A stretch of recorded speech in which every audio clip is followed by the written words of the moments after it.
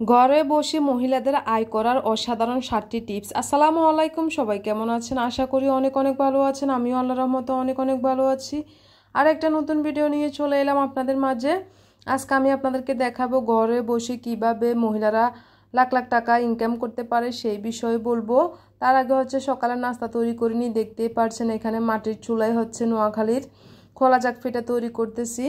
তো এটা আমাদের নোয়াখালীতে অনেক বিখ্যাত, অনেক পছন্দ করে সবাই এই খোলা জাক পিঠাটা। এটা মাটির খোলায় চালের গুঁড়া দিয়ে ডিম দিয়ে তারপরে আটাটা তৈরি করে তারপরে এগুলো তৈরি করে। এই পিঠাটা অনেক অনেক মজা। এটা গরুর মাংস, গরুর কলিজা, তারপরে তরকারি, চা সব দিয়ে খাওয়া যায় রুটির মতো। দেখতে পাচ্ছেন কতটা সুন্দর পিঠাটা হইতেছে। তো সবগুলো আমি বানিয়ে নিব সকালের নাস্তা হিসেবে। তো সকালের নাস্তা হিসেবে সব বানিয়ে খাওয়া দাওয়ার পরে এখানে যে অন্যান্য কাজ পড়ে থাকে দেখতে পাচ্ছেন। এখানে প্লেট, বাটি, কাপ, পিস আসলে এগুলো খাওয়ার পরে ধোয়ার বাকি রয়ে যায়। তো সবগুলো আমি একা হাতে সব ধুয়ে নিচ্ছি। প্রত্যেকদিন আমাদের নিত্য যে কাজটা থাকে এটাই করে নেওয়া আর কি। তো সব মিলিয়ে এখানে ধুয়ে পরিষ্কার করে নিয়েছি। এখন আমি যে কিচেন র্যাকটা সাজিয়ে যেভাবে সুন্দর করে রেখে থাকি সব কিছু সেখানে রেখে দিচ্ছি। তো সুন্দর করে সাজানো হয়ে গেছে। তারপরে আপনাদেরকে আমি নিয়ে আসলাম যে ঘরে বসে মহিলাদের আয় করার অসাধারণ 7টি টিপস দেখাতে। আসলে আমরা যে মহিলারা এখনকার যে বাসায় তো সবসময় বসে থাকি, এই বসে থাকা থেকে আসলে আমাদের ইনকাম করাটা অনেক প্রয়োজন আমি মনে করি। এখনকার আসলে টাকার প্রয়োজন খুব বেশি সবাইরই।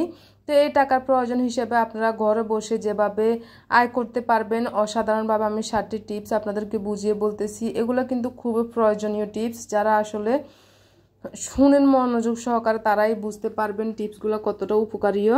তা আমি আপনাদেরকে প্রথমে বলতেছি গিফট আইটেম তৈরি করা। গিফট আইটেম বাসায় বসে যে এখন যে কোনো জায়গায় যেতে হলে আসলে গিফটের প্রয়োজন হয়, যে কোনো বার্থডে, জন্মদিনে, তো যাই হোক না, তারপর বিয়ের অনুষ্ঠান, সব জায়গায় কিন্তু গিফট আইটেম নেওয়া হয়। এই জন্য গিফট আইটেম আপনারা চকলেট দিয়ে যে কোনো সুন্দর করে সাজিয়ে গুছিয়ে গিফট আইটেম তৈরি করে অনলাইনে বিক্রি করতে পারেন। তারপর পেপার ব্যাগ তৈরি করা। পেপার ব্যাগগুলো সাধারণত আসলে এখন প্রচলিত। এটা পেপার ব্যাগ বিভিন্ন ধরনের ডিজাইন করে পেপার ব্যাগগুলো তৈরি করতে পারেন। এতে করে কিন্তু এটা খুব চলে। পেপার ব্যাগগুলো অনলাইনে বিক্রি করতে পারেন। এই পেপার ব্যাগগুলো আশা করি এখান থেকে আপনাদের কিন্তু অনেক অনেক টাকা ইনকাম হবে। তারপর 3 নাম্বার হাতে তৈরি গয়না বিক্রি। হাতে তৈরি গয়না বিক্রি বলতে এখনকার আসলে সব মেয়েরাই কিন্তু এটা একবার চেষ্টা করলে সবকিছুই পারবে। হাতে তৈরি গয়না যেমন কাঠের তৈরি গয়না, তারপর পুঁথি, বিভিন্ন ধরনের অনেকগুলো আসলে আইটেম থাকে যেগুলো আমরা কিনে এনে ঘরে তৈরি করে বিক্রি করতে পারি। এটাকে বলে হাতের তৈরি গয়না বিক্রি। এটা কিন্তু খুবই আসলে চলে আর কি। যদি এগুলো অনলাইনে বিক্রি করেন তাহলে এখান থেকেও অনেক অনেক টাকা ইনকাম করতে পারবেন।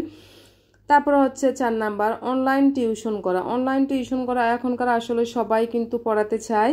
তো অনলাইনে কিন্তু অনেকে পছন্দ করে, যারা অনলাইনে টিউশনি বাসায় তাদের ছেলে মেয়েদেরকে পড়ানোর জন্য অনলাইন টিচার খোঁজে। তো অনলাইনে টিউশনিগুলি করেও আপনারা ইনকাম করতে পারেন। তারপর ফুলের গয়না তৈরি। ফুলের গয়না তৈরি বলতে এখনকার যে কোনো বিয়ে, গায়ে হলুদ অনুষ্ঠানে কিন্তু সবারই ফুলের গয়না তৈরি লাগে একেবারে। তো এগুলো আপনারা কৃত্রিম ফুল দিয়ে তৈরি করতে পারেন। যে গায়ে হলুদের গয়নাগুলো কৃত্রিম ফুল দিয়ে অনেক অনেক সুন্দর করে গায়ে হলুদের গয়না তৈরি করা যায়। তারপর কাঁচা ফুল দিয়েও কিন্তু গয়নাগুলো তৈরি করা যায়। এই কাঁচা ফুলগুলো দিয়েও আপনারা তৈরি করতে পারেন বিয়ের অনুষ্ঠানের জন্য মালা, গয়না। এগুলো কিন্তু ঘরে বসে যদি অনলাইনে সেল করেন তাহলে কিন্তু অনেক অনেক চলবে। আপনারা একবার চেষ্টা করে দেখবেন তাহলে কিন্তু বুঝতে পারবেন।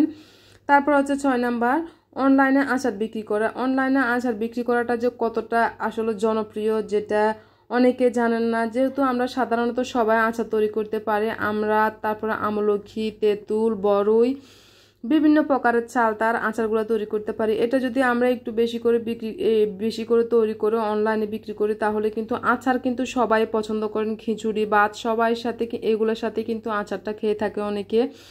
এই আচারগুলো তৈরি করে যদি আপনারা বিক্রি করেন তাহলে কিন্তু অনেক অনেক চলবে আমি মনে করি। তারপর মশলা তৈরি করে বিক্রি।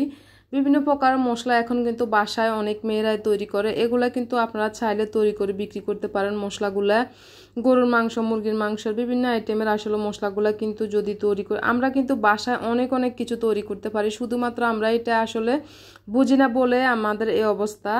যারা আসলে এই বাসায় এই জিনিসগুলো তৈরি করে তারপর হচ্ছে বিক্রি করেন তাদের কিন্তু ঘরে বসে এগুলো কোথাও যাওয়া লাগে না, ঘরে বসে এই আইটেমগুলো তৈরি করে অনলাইনে বিক্রি করতে পারেন। এখান থেকে কিন্তু অনেক অনেক টাকা চলে আসবে। এটা আসলে নিজেদের থেকে আসলে মেয়েদের অনেক সময় অনেক কিছু করতে চায় না, যদি নিজের মনকে বুঝিয়ে থাকি যে আমরা আসলে ঘরে বসে ইনকাম করব কিংবা টাকা আয় করব, তখন কিন্তু এই ধরনের আসলে যদি পদক্ষেপগুলো আপনারা গ্রহণ করে হাতে তৈরি করে বিক্রি করেন তাহলে কিন্তু লাখ লাখ টাকা ইনকাম করতে পারেন ঘরে বসে।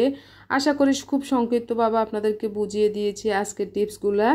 এরপরে আমি আমার কাজে চলে আসলাম আবারও। দেখতে পাচ্ছেন রান্নার আগে কিন্তু আমি সবসময় অনেক সময় আমি রান্না করার পরে হচ্ছে চুলাটা পরিষ্কার করে নিয়ে আজকে আমি রান্না করার আগে পরিষ্কার করতেছি, কারণ কালকে রান্না করার পর আমি চুলাটা পরিষ্কার করতে পারিনি, এজন্য হচ্ছে চুলাটা ভালোভাবে পরিষ্কার করে নিচ্ছি। পরিষ্কার করে হচ্ছে আমি সাথে সাথে মুছে নিই। আসলে চুলা পরিষ্কার থাকলে কিন্তু রান্না করতেও ভালো লাগে। এই যে দেখতে পাচ্ছেন কতটা সুন্দর করে চুলাটা পরিষ্কার করে নিয়েছি। তারপর হচ্ছে বাকি কাজগুলো করে নেব। এখন হচ্ছে আমি রান্না চলে আসলাম, তো রান্নাটা বসিয়ে দিয়েছি। প্রথমে ভাত বসিয়ে দিলাম, আর এখানে হচ্ছে আমি এই যে ভাতটা এই চুলায় আমি বসালাম, আর এই চুলা হচ্ছে আমি ডাল রান্না করতেছি। মশারির ডাল বসিয়ে দিয়েছি মাত্র, এখনও কিন্তু মশারির ডালটা এখনও ফাটেনি। তো এই মশারির ডাল দিয়ে আমি এই যে কুচি কুচি করে পাতলা সাইজের করে আর কি পেঁপে কেটে নিয়েছি, পেঁপে দিয়ে মশারির ডাল দিয়ে রান্না করব। আমি অনেক সময় চাল কুমড়া দিয়েও রান্না করি। এখানে হচ্ছে পাঙ্গাস মাছকে আমি একটু ছোট সাইজ করে নিয়েছি রান্না করার জন্য। আসলে যারা বড় মাছ খেতে চান না তারা কিন্তু এরকম ছোট ছোট করে রান্না করে খেতে পারেন, তাহলে কিন্তু অনেক মজা হয়। এই যে এগুলো একটা টক পাতা দিয়ে আজকে মাছ রান্না করব। আসলে আমি জানতাম না, চিনিও না, আমাকে একটা ভাবিয়ে দিয়ে গেছে এই টক পাতাগুলো। তো ভাবলাম একটু মাছের সাথে টক পাতাগুলো দিয়ে রান্না করব, আজকে কেমন হবে জানি না। এগুলো কিন্তু অনেক টক বলছে, তা আমি রান্না করে দেখি কেমন হয়। তো মশারির ডালটা আমার ফেটে গেছে, এখন হচ্ছে আমি যে পেঁপেটা আমি কেটে রেখেছি পেঁপেটা দিয়ে দিচ্ছি। এরকম করে আমি অনেক অনেক রান্না করি, চাল কুমড়া দিয়ে মশারির ডাল, তারপর কাঁচা পেঁপে দিয়ে মশারির ডাল, এগুলা খেতে কিন্তু অনেক মজাই হয়। তো এখন সবগুলা পেঁপে দিয়ে দিয়েছি, একটুখানি নাড়াচাড়া করে রান্না করতেছি। এখানে হচ্ছে যে মাছগুলো রান্না করব, যে ফাঙ্গাস মাছকে একটু ছোট সাইজ করে নিয়েছি দেখতে পাচ্ছেন, আর টক পাতা দিয়ে রান্না করব। টক পাতা আমি ধুয়ে পরিষ্কার করে নিয়েছি। এখন হচ্ছে আমি ফাঙ্গাস মাছটা দিয়ে দিয়েছি মশলার ভিতরে। তো একটুখানি নাড়াচাড়া করে আমি এগুলা পরিমাণ মতো পানি দিয়ে দিব, না হলে কিন্তু মাছটা ভেঙে যাবে। তো দেখতে পাচ্ছেন এখানে আমি পরিমাণ মতো পানি দিয়ে দিচ্ছি, তারপরে হচ্ছে আমি ঢাকনা দিয়ে রান্না করে নিব। পরিমাণ মতো পানি দেওয়া শেষ, এখন হচ্ছে ঢাকনা দিয়ে রান্না করে নিতেছি। আর এখানে হচ্ছে আমার যে পেঁপে দিয়ে ডাল দিয়ে রান্না করতেছি এটাও প্রায় মোটামুটি শেষ হয়েছে রান্নায়, শেষ পর্যায়ে। তারপর হচ্ছে আমি বাগারটা দিয়ে দিব। তো রান্নাটা এখন আমি নামিয়ে নিব, আমার রান্না একেবারে শেষ। এখন হচ্ছে বাগার দেওয়ার জন্য আমি একটা কড়াই বসিয়ে এখানে পেঁয়াজ রসুন কুচি দিয়ে দিয়েছি। তারপরে হচ্ছে বাগারটা দিয়ে আমি কিছুক্ষণ চুলায় আরও একটু জাল করে নিচ্ছি, তারপরে হচ্ছে বন্ধ করে দিব চুলাটা। আর এখানে হচ্ছে মাছটা রান্না করতে করতে মাছটা প্রায় হয়ে এসেছে। এখন হচ্ছে টক পাতাটা আমি দিয়ে দিব। এই টক পাতা দেওয়ার পরে হচ্ছে ঢাকনাটা আমি দিয়ে রান্না করে নিব। কেমন হবে কিন্তু আমি জানি না আসলে। এই টক পাতা দিয়ে হচ্ছে আমি মাছ রান্না করলাম আর কি আজকে। তো আজকে ছিল এই দুইটা রান্না, পেঁপে দিয়ে ডাল দিয়ে রান্না করলাম, মশারির ডাল দিয়ে। রান্নাটা মোটামুটি হয়ে গেছে, এটা কিন্তু খুবই মজা হয়। আর টক পাতা দিয়ে হচ্ছে আজকে মাছ রান্না করলাম, জানি না এখনো খেয়ে দেখিনি, খেয়ে দেখলেই কিন্তু আসলে আমি বলতে পারতাম কেমন। তো সবাই ভালো থাকবেন, সুস্থ থাকবেন, আল্লাহ হাফেজ। আজকের মতো এখানে শেষ।